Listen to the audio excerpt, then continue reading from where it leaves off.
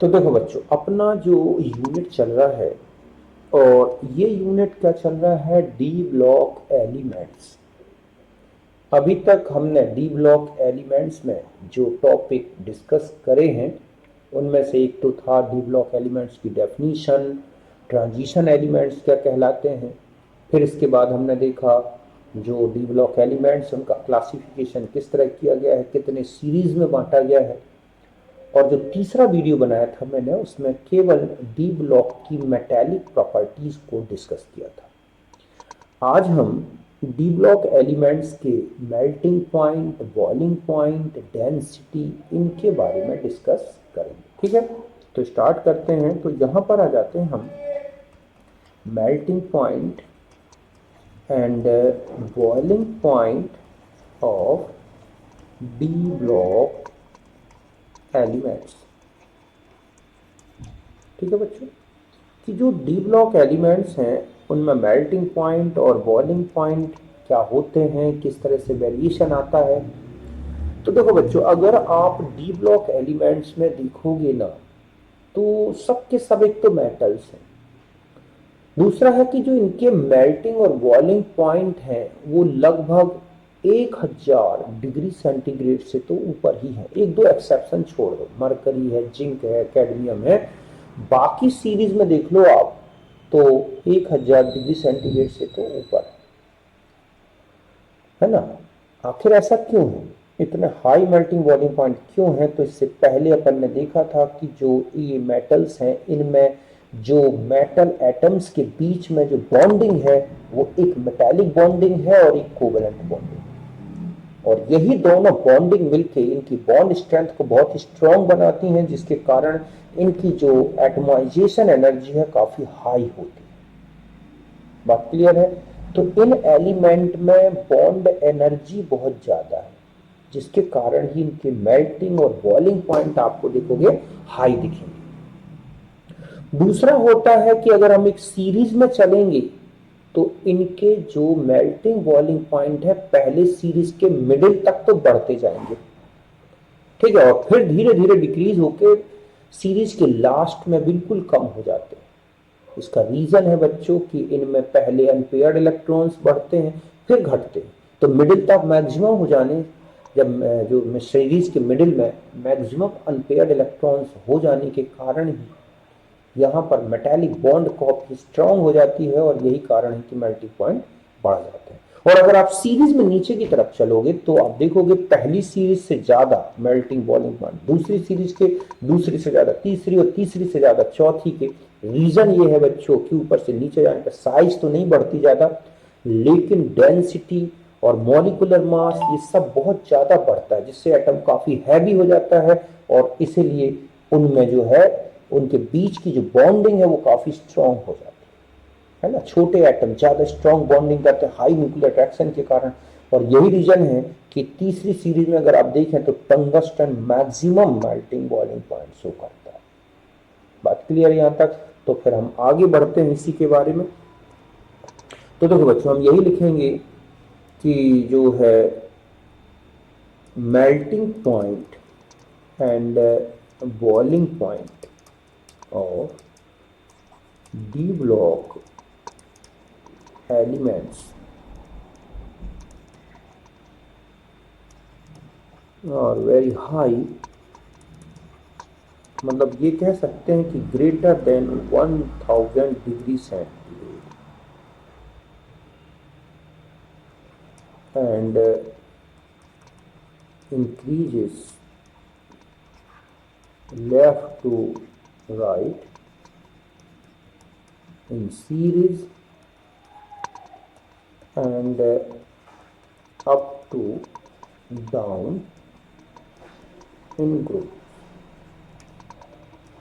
बात क्लियर है कि सीरीज में ये बढ़ते हैं, और अगर आप ऊपर से नीचे ग्रुप में भी चलोगे तो भी बढ़ेंगे। अगर हम एक एग्जांपल से इस तरह समझें, मैं सीरीज को एक लेके बताता हूं कि जैसे यहाँ पर मैंने एलिमेंट्स ले लिए, ठीक है, और यहाँ पर इनके मेल्टिंग पॉइंट लिए हैं। फर्स्ट सीरीज केवल ले रहा हूं मैं यहाँ पर, क्योंकि सारी सीरीज के इतने सारे लिखना पॉसिबल नहीं है। और यहाँ पर हम मेल्टिंग पॉइंट केल्विन में लेंगे बच्चों। तो देखो जैसे स्कैंडियम है ना, titanium, vanadium, chromium, manganese, iron, cobalt, nickel, copper और जिंक तक चलो। तो देखो जो स्कैंडियम है इसका होता है 1539 केल्विन, टाइटेनियम का 1668 केल्विन, वेनेडियम का 1907 केल्विन है ना। मैग्नीज का यहाँ पर डिक्रीज हुआ है, अभी हम देखेंगे इसका रीजन क्या है। 1536 इसका है, फिर कोबाल्ट का है 1498, निकल में चले जाएं तो 1453, फिर है 1083, ठीक है, और इसका है 419.5 केल्विन। तो इस तरह से आपने देखा कि जिंक सबसे लोवेस्ट आ गया है ना, कि यहां पर आपने देखा 1083 और ये है 419.5 केल्विन। तो आप देख रहे हैं कि इस तरह से मेल्टिंग पॉइंट चेंज हो रहे हैं सीरीज में। पहले आप देख रहे हैं कि इंक्रीज हुआ है, मैक्सिमम तक पहुंच गया, फिर डिक्रीज होना शुरू हो गया।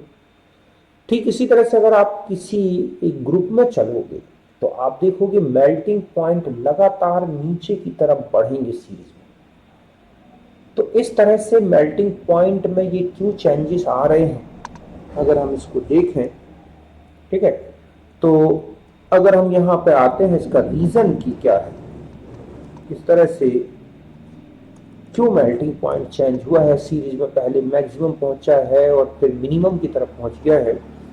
तो आप देखोगे इन एनी कोई भी एक पर्टिकुलर सीरीज ले लो,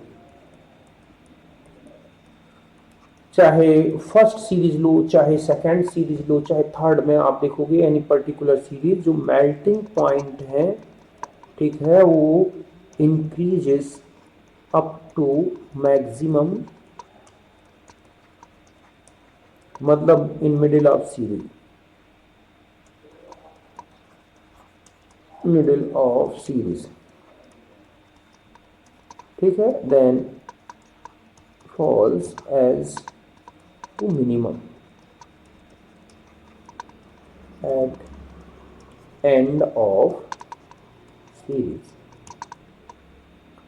कि आप देख रहे हैं यहां पर एक मैक्सिमम तक पहुंचा है 1907 तक, फिर लगातार डिक्रीज हो गया है। मैग्नीज में थोड़ा एक्सेप्शनल अलग, हम उसका रीजन समझेंगे, और जिंक तक कम होता गया है। अब इसका रीजन क्या है बच्चों, ठीक है, तो इसका रीजन है कि इन सीरीज, अब यहां पर पहले मैं ये बता दूं कि ये जो मेल्टिंग पॉइंट होते हैं directly proportional to number of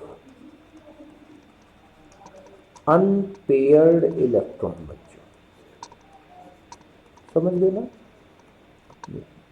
कि जितने ज्यादा अनपेयर्ड इलेक्ट्रॉन्स होंगे उतना ही ज्यादा, या मेल्टिंग पॉइंट ये हो जाएगा directly proportional to the density और मॉलिक्यूलर मास। अगर हम ये ग्रुप में देखें, अगर वहां, क्योंकि ग्रुप में तो नंबर ऑफ अनपेयर्ड इलेक्ट्रॉन बराबर रहेंगे, तो वहां पर देखना है डेंसिटी और एंड क्या देखना है बच्चों, मॉलिक्यूलर मास, एक ग्रुप में। तो अगर हम इस तरह से देखें कि melting point directly proportional to the number of unpaired electron, या हम ऐसा भी कह सकते हैं ना बच्चों, directly proportional to the strength of metallic bond, है ना, कि जितनी ज्यादा मेटेलिक बॉन्ड की स्ट्रेंथ होगी, चाहे वो ग्रुप में चलें, चाहे पीरियड में चलें या सीरीज, मतलब, तो जहां जहां मेटेलिक बॉन्ड की स्ट्रेंथ बढ़ेगी मेल्टिंग पॉइंट बढ़ेंगे। अब आता है कि एक सीरीज में क्यों हुआ है ऐसा, ठीक है, तो इन पर्टिकुलर सीरीज अगर आप चलेंगे तो सीरीज, ठीक है, ये होते हैं कि नंबर ऑफ अनपेयर्ड इलेक्ट्रॉन है बच्चों,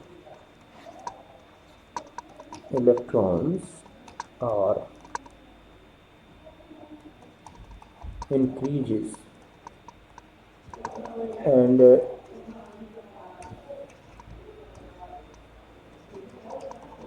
riches maximum at middle of series, D5 तक पहुंच जाता है।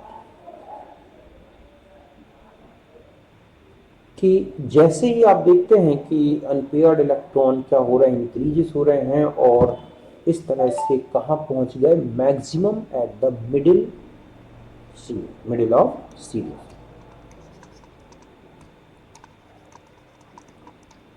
ये है देयरफॉर क्या होता जाएगा, देयरफॉर जो स्ट्रेंथ है, ठीक है बच्चों, स्ट्रेंथ ऑफ मेटालिक बॉन्डिंग वो क्या होती है, increases with increase number of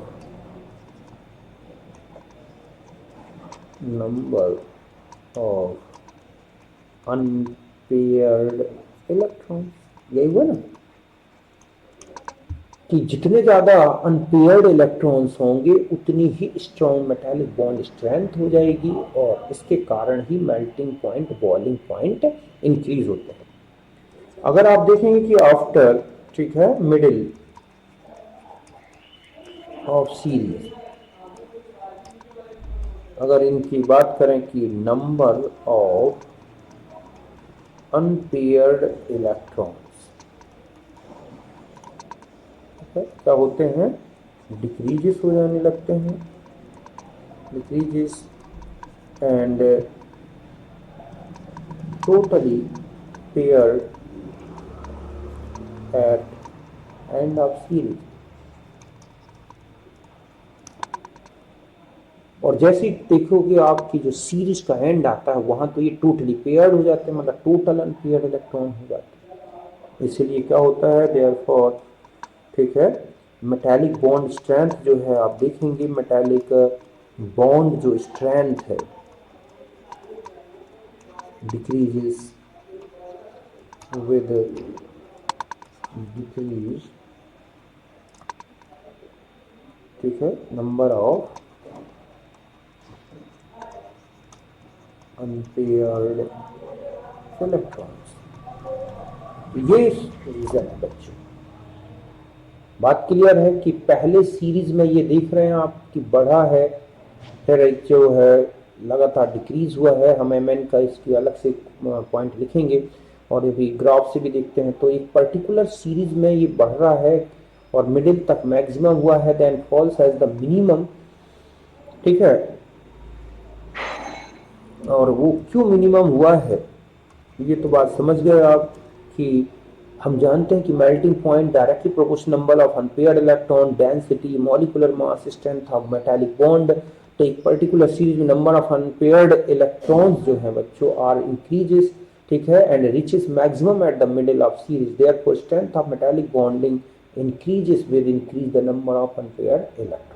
और यही रीजन है कि मेल्टिंग पॉइंट भी क्या होता जा रहा है, बढ़ता जा रहा है। After middle of the series number of unpaired electron decreases and totally paired at end of the series.